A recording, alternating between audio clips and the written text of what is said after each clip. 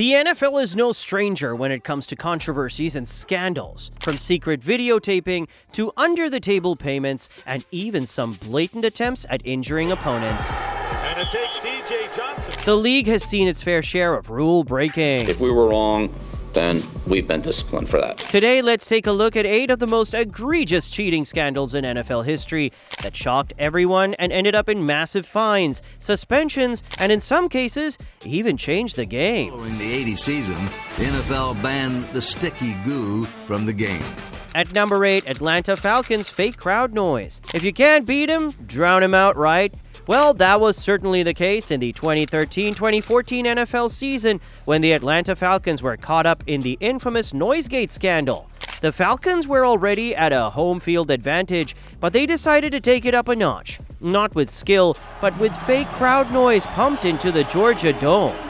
This wasn't just a small lapse of judgment on their part, because the NFL had strict regulations against this. Fake crowd noises can disrupt the communications of opposing teams, particularly in calling plays inside the huddle, and give an unfair advantage to the team. As this action severely threatened the integrity of gameplay, as soon as the NFL caught wind of it, the Atlanta Falcons received punishment. In 2015, the league fined the team $350,000. And the team was also stripped away of their 2016 fifth-round draft pick, which was a huge deal, considering the fact that the team was already struggling to rebuild at that point. To make matters even worse for the Atlanta Falcons, team president Rich McKay, who was also part of the NFL's competition committee, was suspended for 3 months. An investigation was launched after the controversy, and Roddy White, the team's former director of event marketing, was identified as the one responsible for this act. According to the NFL's investigation, White was directly responsible for the noise manipulation and would have been suspended for 8 weeks had he still been with the team. Falcons owner Arthur Blank called the scandal an embarrassment, stating what took place was wrong and nowhere near the standards by which we run our business. While the Falcons accepted their punishment without appeal, this incident remains one of the biggest cheating scandals of NFL history. Number 7. San Francisco 49ers salary cap violations. One of the NFL's biggest financial scandals came in 1994. The NFL had introduced a salary cap of $34.6 million, which meant that each team could spend only this amount on player salaries for that season.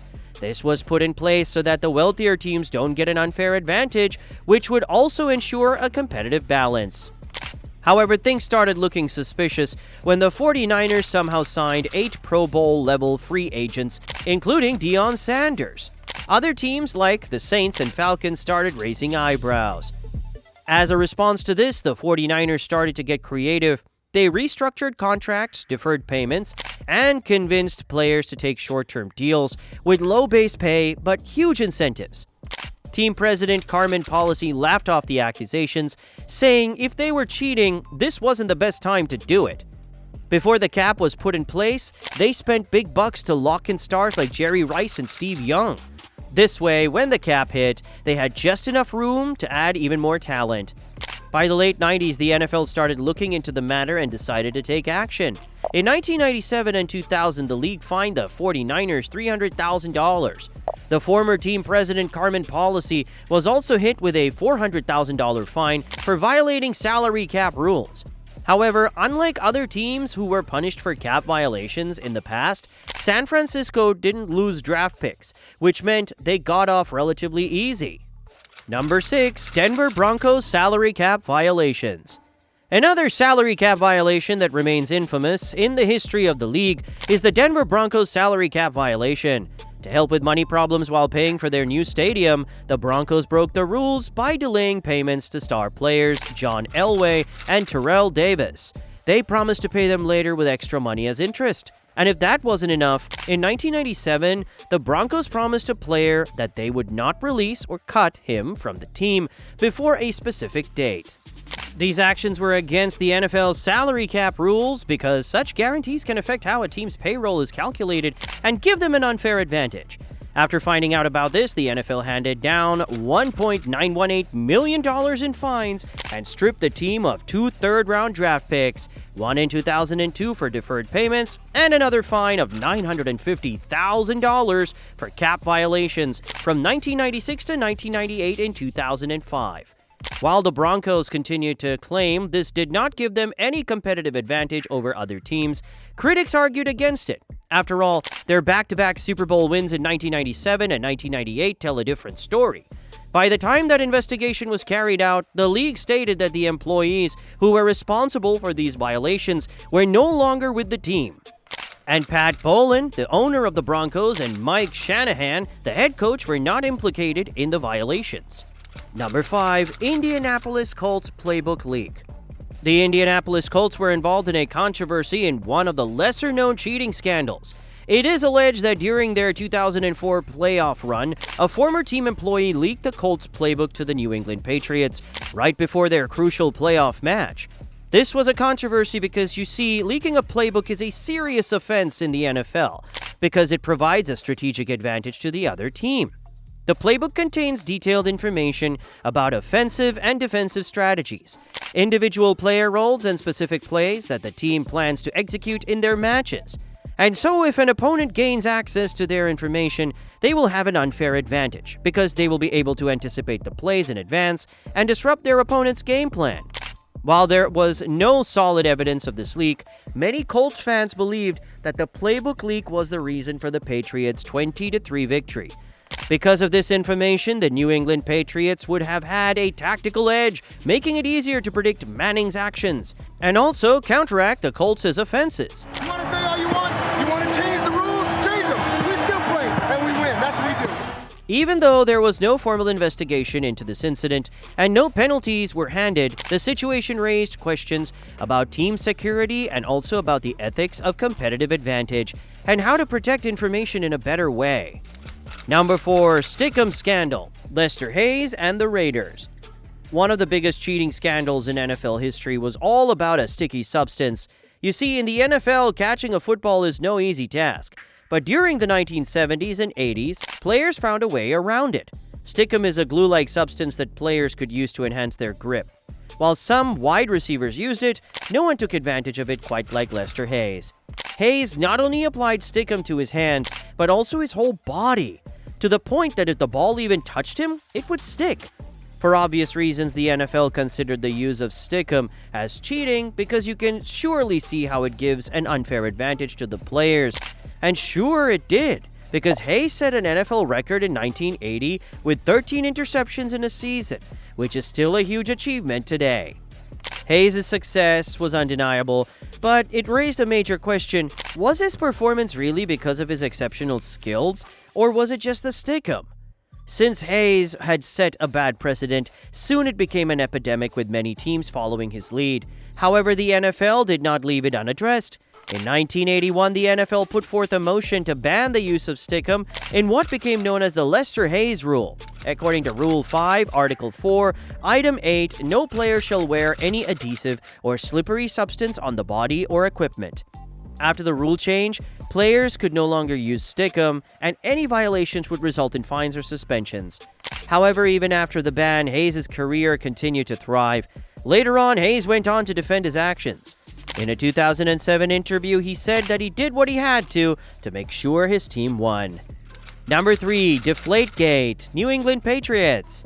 When we talk about NFL cheating scandals, it's hard not to talk about the Deflategate scandal. The controversy surrounds the New England Patriots quarterback Tom Brady, who was involved in the deflation of footballs during the 2014 AFC Championship game. He believed this gave him an edge over other players because he preferred softer footballs, which he believed gave him a better grip, especially in cold and wet conditions. The NFL discovered this after a surprise check at halftime amid the Patriots' blowout win over the Indianapolis Colts. The whole controversy blew up when the league started investigating the Patriots, who they believed had deliberately underinflated the footballs, which is against NFL rules. The league has strict guidelines about how much air should be in the footballs to ensure that all teams play with the same conditions and that no team gains an unfair advantage by altering the footballs, because underinflated balls are easier to grip and catch, which could benefit players, particularly quarterbacks. So the Patriots' actions would have violated the integrity of the game and given them an unfair competitive edge. However, the actual evidence against the Patriots was shaky at best. No testimony on record indicated that Brady directly issued any order to deflate the balls. Instead, the case rested on text messages from an equipment assistant who called himself the Deflater, and an odd incident in which a locker room attendant took game balls into a bathroom before the game. This was a huge problem because there was no solid evidence for this claim, and the halftime test used to check the inflation was rushed and unreliable. But this didn't deter the NFL. In 2015, they launched a $22 million investigation that went on for over 2 years. Tom Brady's phone became crucial evidence of this controversy, and so the NFL requested Brady's cell phone records and text messages. But Tom destroyed his old phone and did not hand over the requested data, claiming it was part of his routine phone upgrade.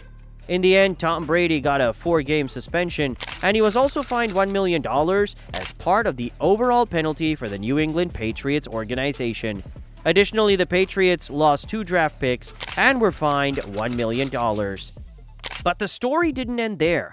Brady's suspension was overturned in 2015, but after a lengthy legal battle, it was reinstated in 2016, and he served his 4-game suspension starting in September 2016. Number 2, Spygate, New England Patriots. In 2007, the New England Patriots were involved in a major scandal known as Spygate. On September 9th, the New England Patriots, during a Week 1 game, were caught illegally videotaping the Jets' defensive signals from a further unauthorized location. The NFL only allows teams to study opponents' signals within the league's rules, but the Patriots broke these rules by videotaping from an area that was not permitted, which would be considered as cheating as it gave them an unfair advantage. The tape was being recorded by a video assistant, Matt Estrella, who was recording from an unauthorized location. When Jets head coach Eric Mangini found out about the incident, he reported the incident to the NFL. Interestingly, Eric had previously worked as an assistant under Patriots coach Bill Belichick. Following this, an investigation took place where the Patriots were found guilty of violating league rules regarding filming from unauthorized positions. Evidence compiled by the league suggested that this practice had been going on for several seasons, but the exact impact of the tapes on their performance was unclear. Nevertheless, the Patriots received major sanctions and fines. Belichick was fined a maximum amount of $500,000. Along with him, the team itself was also fined $250,000, and the Patriots had to give up their first-round pick in the 2008 NFL Draft. Additionally, the NFL ordered the destruction of the tapes, a decision that sparked further controversy and speculation. It made people wonder if the league was trying to cover up the extent of the cheating by getting rid of the evidence. Many considered the Patriots' years of success as questionable, and Belichick's reputation as a coach took a serious blow. Belichick, however, remained firm about the fact that he misunderstood the rule and therefore did not think he was violating league policy. But despite all of the controversies, the Patriots had one of the best seasons in 2007, ending the regular season 16-0, but lost Super Bowl 42 to the New York Giants. Number 1, New Orleans Saints Bountygate. From 2009 through 2011, the New Orleans Saints operated a highly controversial bounty program where players were paid bonuses to deliberately injure opposing players. This would knock them out of future games. The purpose of this program was to reward players for aggressive and dangerous play on the field and encourage them to injure key opponents. This practice violated the NFL's policies on player safety and fair competition.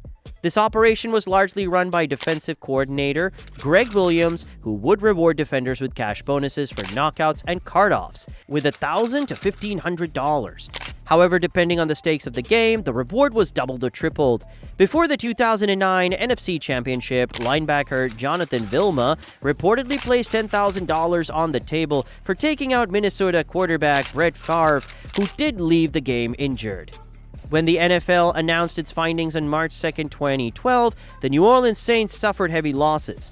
Head coach Sean Payton was suspended for the whole 2012 season, and he became the first coach ever suspended for a season.